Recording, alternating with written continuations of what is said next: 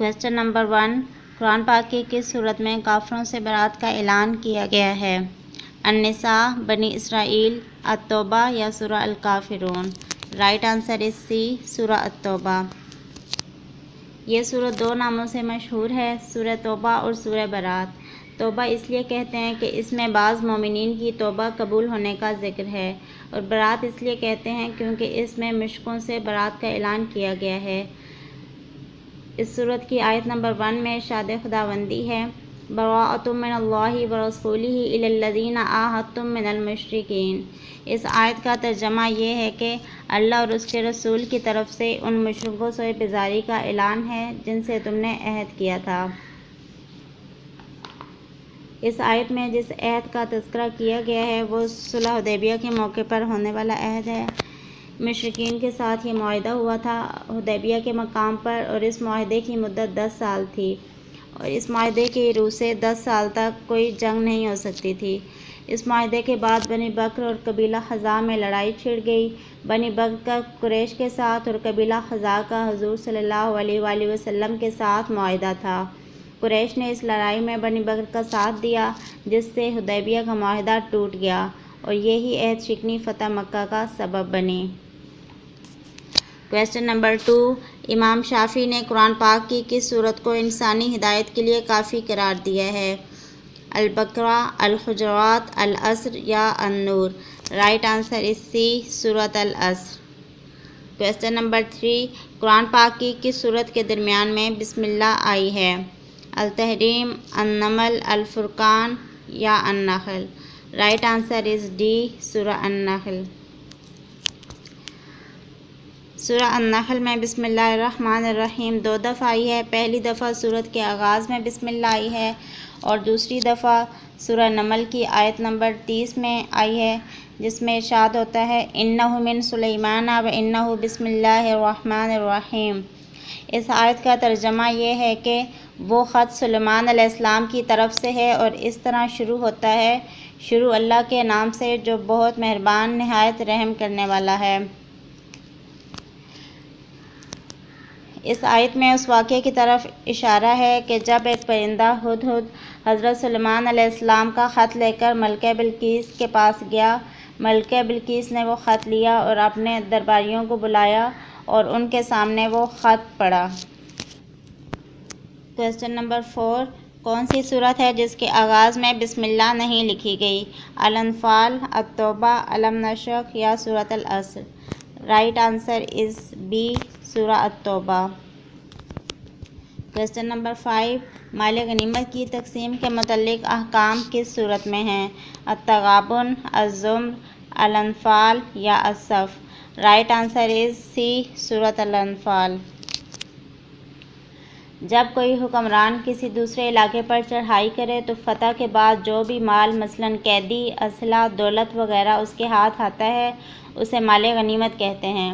اصطلاح شریعت میں صرف اس مال کو غنیمت کہتے ہیں جو کفار سے قوت و غلبہ اور لشکر کشی سے حاصل کیا جائے، لیکن کفار کا وہ مال جو بغیر لڑے ہاتھ آ جائے اسے اصطلاح شریعت میں فے کہتے ہیں۔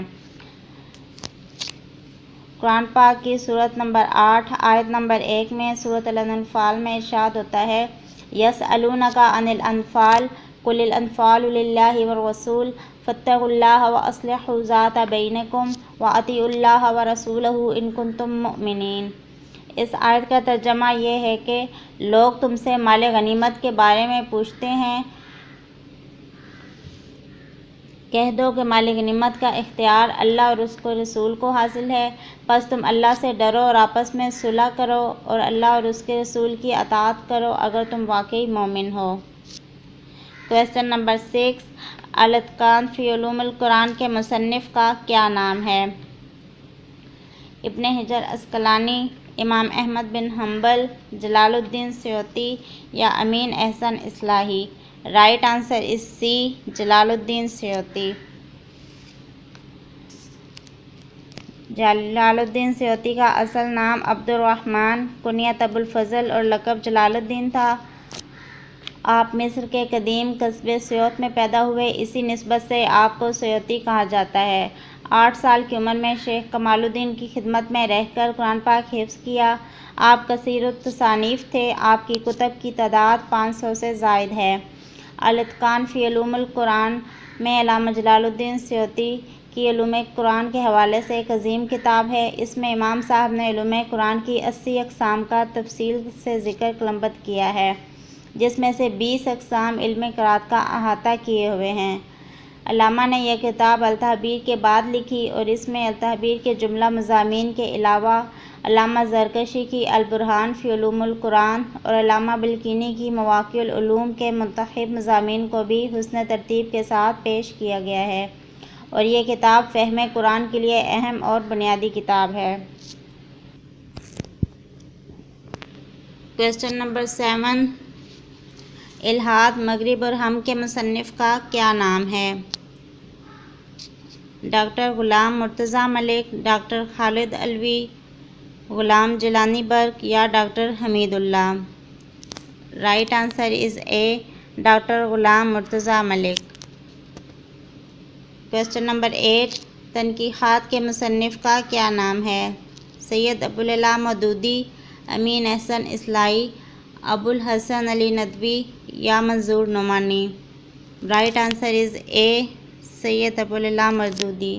سید مودودی مشہور عالم دین، مفسر قرآن اور جماعت اسلامی کے بانی تھے۔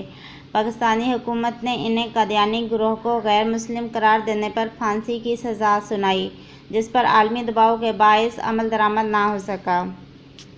کویسچن نمبر 9، اسلامی ریاست کے مصنف کا کیا نام ہے؟ گوہر الرحمان، امام ابن تیمیہ، مناظر احسن گیلانی یا Syed Abul Ala Maududi? Right answer is D, Syed Maududi. Question number 10، تفسیر فی ظلال القرآن کے مصنف کون ہیں؟ محمد علی صابونی، مفتی محمد شفیع، سر سید احمد خان یا سید قطب شہید؟ رائٹ آنسر از ڈی، سید قطب شہید۔ تفسیر فی ظلال القرآن عربی زبان میں قرآن مجید کی تفسیر ہے۔ تفسیری ادب میں فی ظلال القرآن اپنے اسلوب تفسیر، انداز بیان اور اپنی صورت فکر کے لحاظ سے ایک منفرد مقام رکھتی ہے۔ فی ظلال القرآن کی اہم خصوصیت یہ ہے کہ یہ اختلافی مسائل اور اسرائیلیات سے خالی ہے۔ اس میں علمی موشگافیوں اور فقہی باریکیوں سے ہٹ کر قرآن پاک کے اصل مقصد اور دعوتی رنگ کو اختیار کیا گیا ہے۔ کویسچن نمبر 11، غزوہ بدر میں قریش مکہ کا سپر سالار کون تھا؟ عتبہ، شیبہ، ابو جہل یا ولید؟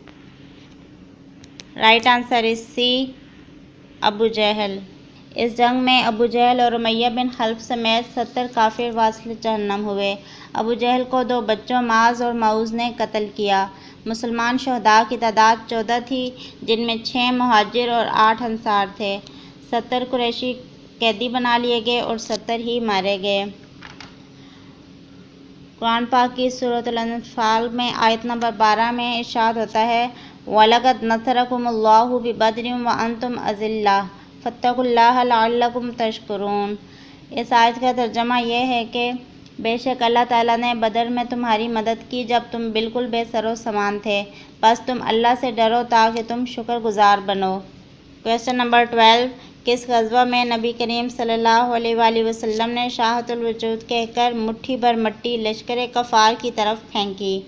الاحزاب، حنین، بدر یا احد؟ رائٹ آنسر از سی، غزوہ بدر۔ کویسچن نمبر 13، سفر ہجرت میں نبی کریم صلی اللہ علیہ وآلہ وسلم نے کس شخص کو کسریٰ کے کنگن پہنائے جانے کی خوشخبری سنائی؟ سراقہ بن جاشم، سراقہ بن مالک، حضرت ابوبکر صدیق رضی اللہ عنہ یا حضرت عمر رضی اللہ عنہ؟ رائٹ آنسر از اے، سراقہ بن جاشم۔ نبی صلی اللہ علیہ وسلم جب ہجرت کے لیے روانہ ہوئے تو قریش مکہ نے اعلان کیا کہ جو کہ نبی کریم صلی اللہ علیہ وسلم کا نعوذ باللہ قتل کرے گا یا انہیں گرفتار کر کے لائے گا تو اسے 100 اونٹوں کا انعام دیا جائے گا۔ انعام کی لالچ میں بہت سے لوگ نبی کریم صلی اللہ علیہ وسلم کا تعاقب کرنے ان کے پیچھے نکل کھڑے ہوئے۔ سراقہ بن جاشم وہ شخص تھا جو نبی صلی اللہ علیہ وسلم کے بالکل قریب پہنچ گیا، لیکن اس کے گھوڑے کے پاؤں بالکل زمین میں دھنس گئے جب وہ حضور صلی اللہ علیہ وسلم کے بالکل قریب تھا۔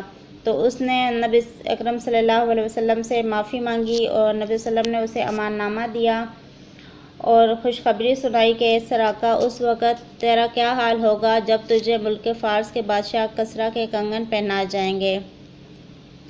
حضور صلی اللہ علیہ وسلم کی یہ پیشگوئی حضرت عمر کے دور خلافت میں پوری ہوئی جب سعد بن ابی وقاص رضی اللہ عنہ نے ایران فتح کر کے وہاں کی ساری دولت مدینہ روانہ کی۔ اس وقت حضرت عمر نے سراقہ کو طلب کیا اور حکم دیا کہ کسریٰ کے کنگن اسے پہنائے جائیں۔ کویسچن نمبر 14، رسول اکرم صلی اللہ علیہ وآلہ وسلم کی قیادت میں آخری غزوہ کون سا تھا؟ غزوہ حنین، غزوہ تبوک، غزوہ خیبر یا غزوہ احد؟ رائٹ آنسر از بی، غزوہ تبوک۔ غزوہ تبوک 9 ہجری میں پیش آیا۔ اس جنگ کا سبب جنگ موتا رومی حملے کا خطرہ تھا۔ نبی صلی اللہ علیہ وآلہ وسلم لشکر لے کر شام کی سرحد پر گئے لیکن رومی مقابلے پر نہ آئے، اس لیے لڑائی نہیں ہوئی۔ نتیجے میں رومی اور سرحدی شام کے قبائل مسلمانوں سے خوف زدہ ہو گئے اور ان پر اسلام کی طاقت کا سکہ بیٹھ گیا۔ کویسچن نمبر 15، کس یہودی قبیلے نے غزوہ خندق میں مسلمانوں سے بدعہدی کی؟ بنو قریظہ، بنو قینقاع، بنو نذیر یا بنو حوازن؟ رائٹ آنسر از اے، بنو قریظہ۔ غزوہ خندق کے موقع پر یہود کے قبیلہ بنو قریظہ نے انتہائی غداری کا ثبوت دیا۔ انہوں نے نہ صرف مسلمانوں کا ساتھ چھوڑ دیا بلکہ اس قلعہ پر بھی حملہ کیا جہاں مسلمانوں کی عورتیں اور بچے تھے، لیکن حضرت صفیہ رضی اللہ عنہا نے ایک یہودی کو قتل کر دیا جس سے وہ سمجھ گئے کہ اندر مجاہدین موجود ہیں، اس لیے انہوں نے پھر حملہ نہ کیا۔ حضور صلی اللہ علیہ وآلہ وسلم نے بنو قریظہ کے بارے میں فیصلہ کا اختیار حضرت سعد بن معاذ رضی اللہ عنہ کو دیا اور انہوں نے فیصلہ کیا کہ بنو قریظہ کے مردوں کو قتل کر دیا جائے، عورتوں اور بچوں کو لونڈی اور غلام بنا لیا جائے اور ان کا ساز و سامان مجاہدین میں تقسیم کر دیا جائے۔ کویسچن نمبر 16، بنی اسرائیل کے قبائل کی تعداد کتنی تھی؟ 15، 10، 12 یا 14؟ Right answer is C, 12۔ Question number 17، جالوت کو کس نبی نے قتل کیا؟ حضرت موسیٰ علیہ السلام، حضرت سلیمان علیہ السلام، حضرت داؤد علیہ السلام یا حضرت یوسف علیہ السلام؟ رائٹ آنسر از سی، حضرت داؤد علیہ السلام۔ طالوت بنی اسرائیل کا ایک نیک شخص تھا۔ جب وہ بادشاہ بن گیا تو اس نے بنی اسرائیل کو جہاد کے لیے تیار کیا اور ایک کافر بادشاہ جالوت سے جنگ کرنے کے لیے اپنی فوج لے کر میدان جنگ میں نکلا۔ داؤد علیہ السلام طالوت کے لشکر میں شامل تھے۔ انہوں نے جالوت کو قتل کر دیا، جس کے نتیجے میں طالوت نے داؤد علیہ السلام کو اپنی آدھی سلطنت کا سلطان بنا دیا اور طالوت کے انتقال کے بعد داؤد علیہ السلام پوری سلطنت کے بادشاہ بن گئے۔ اور جب حضرت سموئیل علیہ السلام کی وفات ہوئی تو اللہ تعالیٰ نے داؤد علیہ السلام کو سلطنت کے ساتھ ساتھ نبوت سے بھی سرفراز کیا۔ قرآن پاک میں اس واقعے کی طرف اشارہ ہے۔ سورہ بقرہ کی آیت نمبر 251 میں ارشاد ہوتا ہے، فَهَزَمُوهُمْ بِإِذْنِ اللَّهِ وَقَتَلَ دَاوُودُ جَالُوتَ وَآتَاهُ اللَّهُ الْمُلْكَ وَالْحِكْمَةَ وَعَلَّمَهُ مِمَّا يَشَاءُ وَلَوْلَا دَفْعُ اللَّهِ النَّاسَ بَعْضَهُمْ بِبَعْضٍ لَفَسَدَتِ الْأَرْضُ وَلَكِنَّ اللَّهَ ذُو فَضْلٍ عَلَى الْعَالَمِينَ۔ اس آیت کا ترجمہ یہ ہے کہ پس اللہ کے اذن سے انہوں نے کافروں کو شکست دی اور داؤد علیہ السلام نے جالوت کو قتل کر دیا اور اللہ نے اسے سلطنت اور حکمت عطا کی اور جو چاہا اس کو سکھایا۔ اور اگر اللہ انسانوں کے ایک گروہ کو دوسرے گروہ کے ذریعے نہ ہٹاتا رہتا تو زمین کا نظام بگڑ جاتا، لیکن اللہ اہل علم پر بہت مہربان ہے۔ کویسچن نمبر 18، قرآن پاک پر اعراب کس نے لگوائے؟ حجاج بن یوسف، حضرت عثمان، حضرت علی رضی اللہ عنہ یا حضرت عمر بن عبدالعزیز رضی اللہ عنہ؟ رائٹ آنسر از اے، حجاج بن یوسف۔ کویسچن نمبر 19، واقعہ افک کس صورت میں بیان کیا گیا ہے؟ الحدید، بنی اسرائیل، سورہ النور یا النساء؟ رائٹ آنسر از سی، سورہ النور۔ افک کے معنی ہے بات کو الٹ دینا اور حقیقت کے خلاف کچھ سے کچھ بنا دینا۔ اس مفہوم کے اعتبار سے یہ لفظ بدترین قسم کے جھوٹ